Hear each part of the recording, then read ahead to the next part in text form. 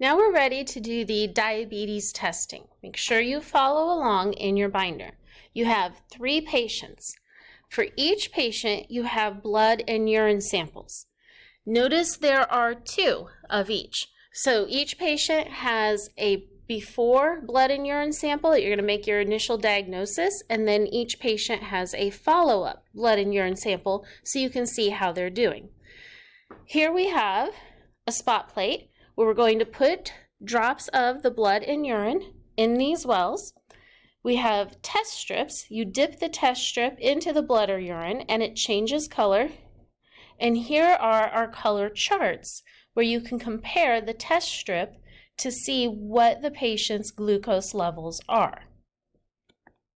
We'll go ahead and do the initial samples for patient A. So here is patient A's initial blood sample, and here is patient A's initial urine sample. And these are all fake blood and fake urine. We don't work with the real stuff in lab. So we're going to take one of the test strips, we hold it in here for 2 seconds, and then we see what color we have. And it might not match exactly, but you go with the closest, and if it's between 2 colors, you round up. And I'm also noticing as I look at this in real life and look at it through the camera does change the colors a little bit. This one is closest to the 115. In real life, it looks more like the 115 than it does looking through the camera. Then we'll do the urine. Leave it in there for 2 seconds and then compare our colors. And this one matches up to the 0.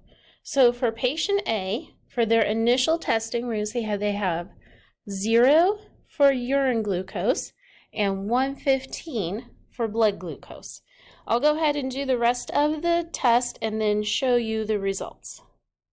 So here I have done the initial testing for each of the patients. So here we have patient A, patient B, and patient C, their initial results. And it is hard to see the colors and compare them with the camera changing colors and your computer screen changing colors. So I'm going to go ahead and tell you the results.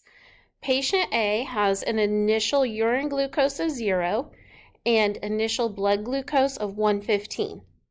Patient B has initial urine glucose of 300 and initial blood glucose of 335.